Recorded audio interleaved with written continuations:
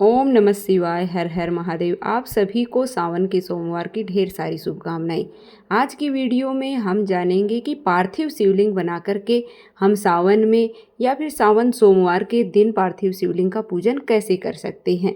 तो देखिए, यहाँ पर मैंने मिट्टी ले ली है गिल्ली और उससे पार्थिव शिवलिंग बना लिया है। तो पार्थिव शिवलिंग इस तरह से बना करके हम थाली में विराजित कर लेंगे। नीचे मैंने बेलपत्र रखा है, उसके ऊपर भोलेनाथ को विराजित कर लिया है। पार्थिव शिवलिंग विराजित करके और इसके बाद में हम पूजा करते हैं। तो सबसे पहले हम एक जल का लोटा लेते हैं और भगवान भोलेनाथ को हम जल समर्पित करते हैं। तो सबसे पहले हम जल समर्पित करेंगे। उसके बाद में आप कच्चा दूध या फिर पंचामृत है वो आप समर्पित कर दीजिएगा। नहीं तो आप सभी चीज़ें हैं वो एक एक करके भी, जैसे कि कच्चा दूध है, दही है, शहद है, ऐसे एक एक चीज़ें भी आप हैं वो समर्पित कर सकते हैं। या फिर आप कच्चा दूध है वो भगवान भोलेनाथ को समर्पित कर दीजिए। अगर गाय का दूध है तो बहुत ही अच्छी बात है। पहले जल से, फिर कच्चे दूध या फिर पंचामृत से, उसके बाद में फिर से जल से, ऐसे 3 बार है वो स्नान कराया जाता है। मतलब कि फिर शुद्धोदक स्नान होता है। उसके बाद में हम वस्त्र समर्पित करेंगे। तो आप कलावा समर्पित कर दीजिए। अगर आपके पास जनेऊ है तो आप भगवान भोलेनाथ को जनेऊ भी समर्पित कर दीजिएगा। उसके बाद में हम चंदन से तिलक करेंगे। तो इस तरह से एक अंगुली से करेंगे और फिर हम दोनों अंगुली लेकर के और उनसे हम चंदन से तिलक करेंगे। तो यह पूजा आप सावन के हर दिन भी कर सकते हैं इस तरह से पार्थिव शिवलिंग बना करके, या फिर आपको सावन के सोमवार के दिन यह पूजा करनी चाहिए। नहीं तो आपको सावन में एक बार तो इस तरह से पार्थिव शिवलिंग बना करके ये पूजा आपको ज़रूर से करनी चाहिए। अगर हम अपने हाथों से पार्थिव शिवलिंग बनाकर पूजा करते हैं तो उसका फल हमें कई गुना मिलता है। उसके बाद में तिलक कर दिया है। अब हम यहाँ पर कुमकुम से माता पार्वती के हस्तकमल हैं उनको तिलक करेंगे, और जो कार्तिकेय और भगवान गणेश का स्थान है उनको तिलक करेंगे। तो कार्तिकेय भगवान गणेश के स्थान पर कर दिया है। अब माता पार्वती के पीछे जो हस्तकमल हैं उनको भी हम रोली से कुमकुम से तिलक करते हैं। भगवान भोलेनाथ को चंदन से तिलक किया जाता है। इसके बाद में हम अक्षत है वो समर्पित करते हैं। तो भगवान भोलेनाथ को यहाँ पर अक्षत समर्पित कर दिया है। फिर हम बेलपत्र चढ़ाते हैं। तो अगर आपके पास बेलपत्र है तो आपको सावन के सोमवार में या फिर आप डेली पूजा करते हैं तो आपको एक बेलपत्र ज़रूर से समर्पित करना चाहिए। बेलपत्र के ऊपर भी मैंने यहाँ पर चंदन से तिलक कर लिया है। इसके साथ में देखिए आप भांग, धतूरा, समी पत्तर, बेलपत्र, जो भी चीज़ें हैं मतलब भगवान भोलेनाथ को जो चढ़ाई जाती हैं वो आपको मिल जाती हैं। अगर पुष्प हैं तो आपको ज़रूर से है वो पुष्प वगैरह हैं, जो फूल पत्ते हैं वो आपको ज़रूर से भगवान भोलेनाथ को समर्पित करने चाहिए।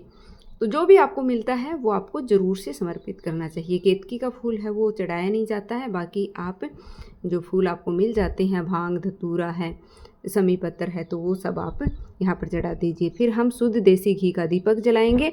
तो यहाँ पर मैंने दीपक जला लिया है और धूप यहाँ पर मैं दिखा दूँगी भगवान भोलेनाथ को। तो इस तरह से देखिए सिंपल सा काम है, ज़्यादा कुछ नहीं करना होता है आपको। बस सिंपल सा घर में आप शुद्ध मिट्टी लेकर के और छोटा सा शिवलिंग बना करके रोज़ पूजा कर सकते हैं, या फिर सावन के सोमवार के दिन आप पूजा कर सकते हैं। भोग मैंने यहाँ पर चढ़ाया है। भोग में आप प्रसाद चढ़ा सकते हैं, कोई भी फल चढ़ा सकते हैं। दक्षिणा मैंने यहाँ पर चढ़ा दी है। दक्षिणा अगर आपकी पूजा में कोई कमी रह गई है तो उसको पूरा कर देती है, तो हम दक्षिणा चढ़ा देंगे। उसके बाद में हम आरती कर लेंगे। तो जो धूप दीप हमने यहाँ पर भगवान को दिखाए हैं उन्हीं को हम प्लेट में सजा करके और आरती कर देंगे। अगर आपको भोलेनाथ की आरती आती है तो आप आरती गा करके और आरती कर सकते हैं। अगर आपको आरती नहीं आती है तो इस तरह से 5 या 7 बार क्लॉकवाइज घुमा करके भी आप आरती है वो कर सकते हैं। उसके बाद में हम हाथ जोड़ करके अगर हमारी पूजा में कोई कमी रही है तो उसके लिए क्षमा प्रार्थना कर लेंगे। आपकी जो भी मनोकामना हो वो भगवान को पूरा करने के लिए भी हम प्रार्थना करेंगे। तो इस तरह से हम भगवान भोलेनाथ से प्रार्थना कर लेंगे। तो इस तरह से हम पूजा करने के बाद देखिए जो यहाँ पर हमने पार्थिव शिवलिंग बनाया है उसका हमें विसर्जन भी करना होता है। तो पूजा के मतलब कुछ घंटे बाद में हमें विसर्जन करना होता है। ऐसा नहीं है कि पूजा करते ही हमें विसर्जन कर देना है।